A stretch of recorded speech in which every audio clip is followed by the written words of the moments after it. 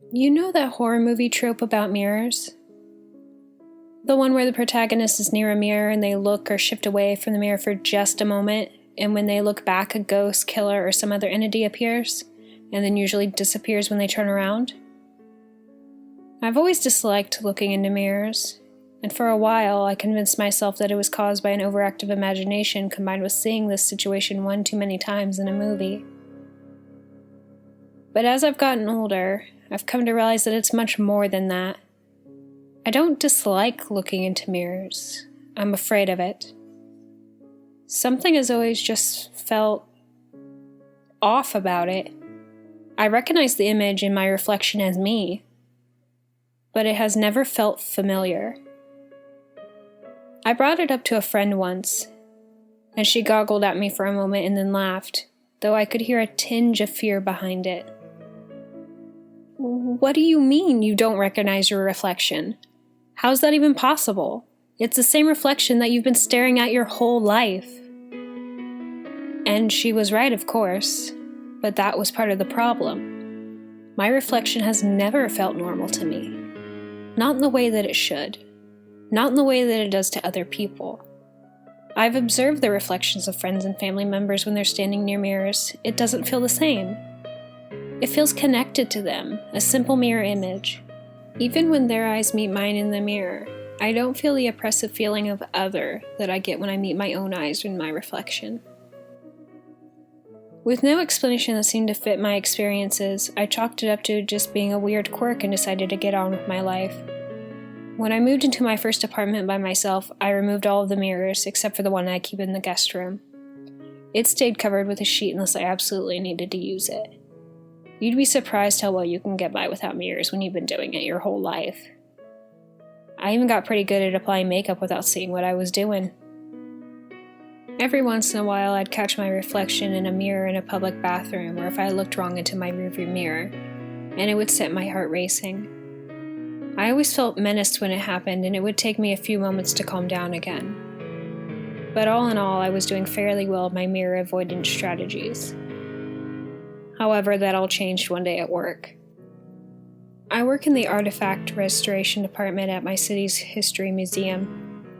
It's typically fascinating, delicate, and detailed work, and I love it. I mostly work with pottery or statues and carvings, but I always knew that one day someone would bring me an antique mirror to restore, and I would have no choice but to do it. I had been at the museum for 5 years, and it still hadn't happened. I had almost convinced myself that I was in the clear. Alas, that was not the case. It was late on a Friday when it was first brought to me. The museum director had it wheeled in under a sheet, but I immediately knew what it was. I could tell from the dread that practically exploded inside me. He beamed at me as he whipped the sheet off. "Isn't it magnificent?" he crowed. "Early 1700s, French." He smiled at me, waiting for my exclamations over its beauty, I'm sure. My breath felt like it was caught in my throat as I stared down my full reflection for the first time in what had been years. It looked back at me, also with a petrified expression, but it felt different. Like my reflection's face was an act, a mimicking of my face, not an exact copy. I stood transfixed for a minute, trapped under my own gaze. Suddenly, the director stepped into my line of view, blocking the mirror from my sight. "Well, what do you think? Gorgeous, isn't it? Doesn't look like it needs too much work. A little spit shine, maybe," he said with a grin, winking at me. "Yes, gorgeous," I mumbled. He must have noticed how white I had gone, because he recovered the mirror and put his hand on my shoulder. "Don't stress about it. I know you'll do a great job. And don't worry about starting today. You can get cracking on Monday." With that, he turned and left the room, leaving me alone with the mirror. I put my head in my hands and rubbed my temples with my thumbs. "Okay, you can do this," I whispered to myself. "You have the whole weekend to prepare." I looked up at the clock, 5:15. I grabbed my things and headed for the door. I'd deal with the mirror on Monday. I had almost made it all the way out of the building when I realized I had left my keys on my work table. Shit, I moaned, but there was nothing to be done for it. I needed the keys to lock up the building. Before I opened the door back to my workspace, I took a deep breath. It's just a stupid mirror, I said to myself. I stepped into the room. Everything looked normal.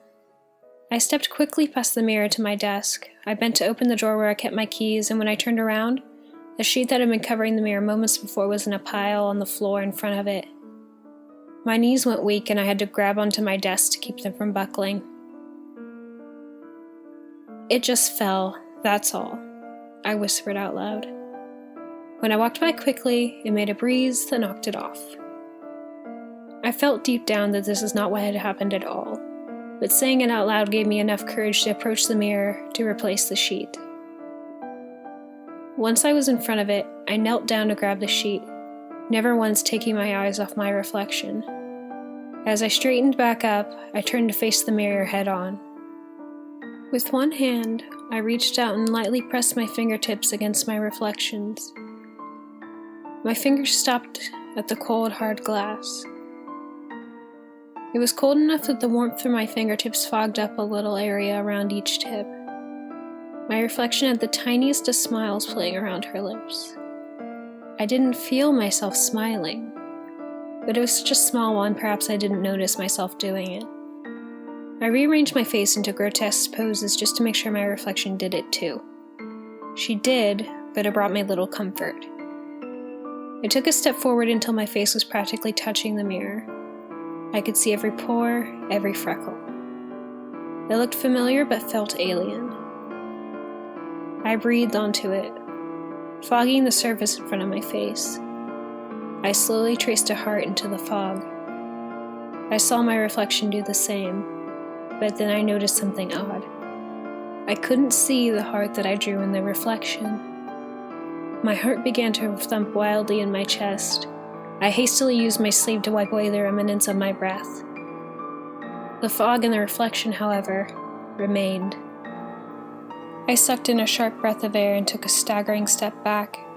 I pressed my palms into my eyelids until I saw stars and slowly counted to 10 before opening my eyes. All I could see was my reflection staring worriedly back at me. She looked pale and faint, exactly how I felt. But it still didn't look or feel quite right. I threw the sheet back over the mirror and ran out of the building. By the time I had arrived home, I had calmed down significantly, enough that I was suddenly able to remember that I had a date that night. I groaned out loud. I didn't really want to go, but I actually did like this guy. We had already been on a few dates and had hit it off well, so I pulled myself together the best that I could. By the time Nick arrived to pick me up, I had shaken off the vestiges of my earlier terror. While at dinner, he asked me how my day had been. I hesitated, not wanting to tell him what had happened, or about my irrational and odd reactions to mirrors. But I suddenly realized that I had a desperate desire to tell someone about what had happened, even if it made me sound crazy. I relayed the story to him, never once looking into his eyes. I didn't want to see what I knew would be reflected there. Fear, anxiety, disgust. But when I finished and did look up, he was simply studying me. After a moment, he reached out and took my hand. "You know what I read once?" he asked. I shook my head silently. It was on one of those microblog social media sites. It said, "What if the only reason we can't walk through mirrors is because our reflection blocks us? What if they know that the other side is horrifying and painful, and they are trying to keep us from ever crossing over?" He shrugged. "Just a weird thing I read, but it sounds like yours isn't trying to protect you. It's trying to get out of there," he said with a laugh. "Wouldn't that be something? That would explain why you feel like you do." I sat in stunned silence. My throat was as dry as a desert. I had to forcefully swallow several times before I could speak again. "Yeah, that would be something."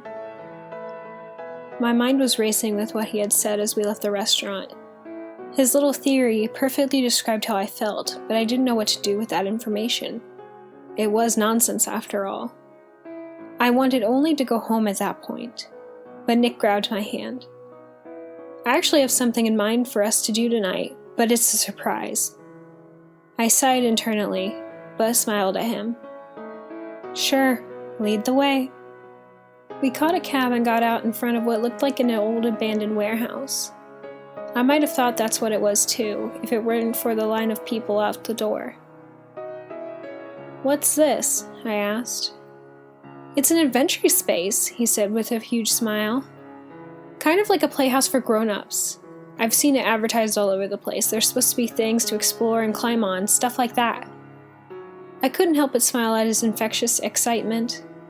Okay, let's check it out, I said with a giggle. The first few rooms were indeed a lot of climbing and twisting and bending and crawling. We kept losing each other and then finding each other by the sound of our laughter. I was surprised at how much fun I was having. He grabbed my hand as we moved towards the last room.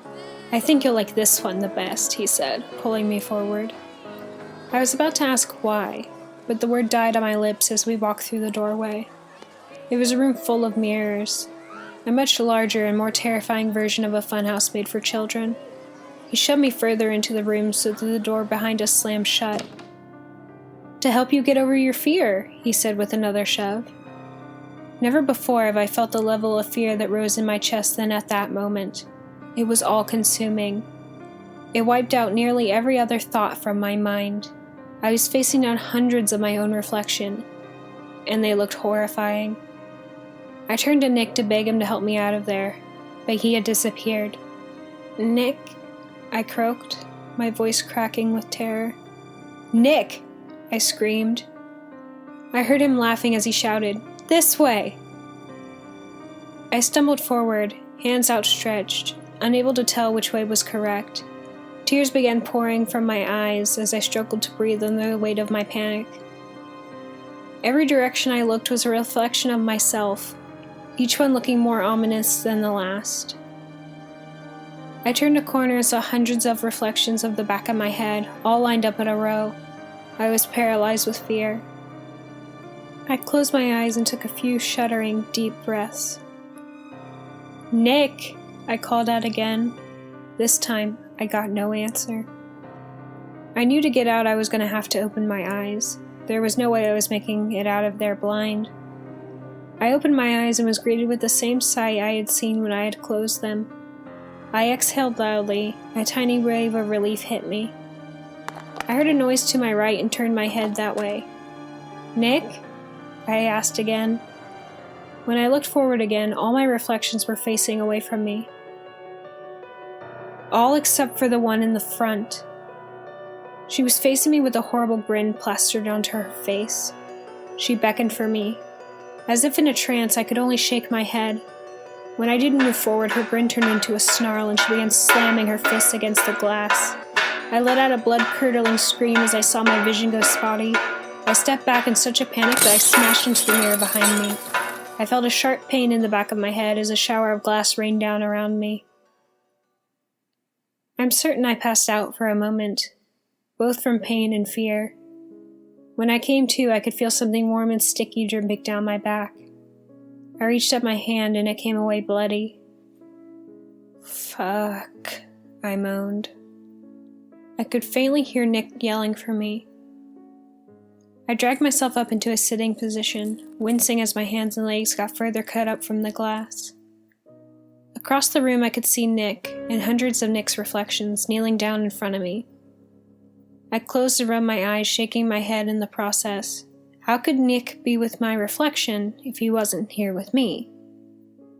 I must have hit my head harder than I thought to myself. I could hear him talking, but it sounded muted and far away. I heard the word help, but not much more. He stood up and sprinted for the door. I couldn't tell if he was coming back or not, and as it seemed like I could get up and walk, I decided to try. I was still anxious to get out of this hall of horrors. I finally made it to the exit door. It had become extremely foggy and unseasonably cold while we were inside. The air had a terrible metallic tang to it that filled my nose and mouth. I shivered in the wind that whipped brutally around me. As I glanced around, I realized I didn't see anyone else nearby. No people, no cars, nothing. Grimacing, I whipped out my phone to call for an ambulance myself, but the battery was dead. "Come on," I yelled in frustration. I slowly started hobbling towards the road. I figured I could at least catch a cab, but there was no one on the road either. I began to cry again. What a nightmare this night had turned out to be. I staggered home, alone and freezing. When I got back inside, I plugged my phone in.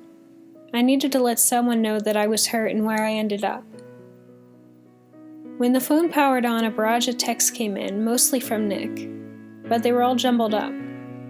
A random mix of letters, numbers, and symbols. I couldn't make heads or tails of any of it. I tried to send a text back, but it refused to send. I couldn't even get a signal to make a call. Panic, bitter like bile, threatened to rise up again, but I fought it off. I would deal with the shoddy cell service later. For now, I needed to take care of myself.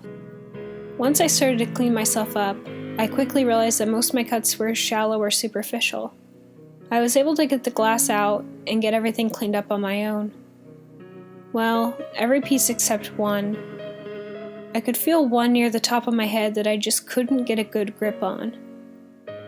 I closed my eyes and let out a deep breath. I was going to need to use the mirror. I hobbled into the guest room and slowly pulled away the sheet.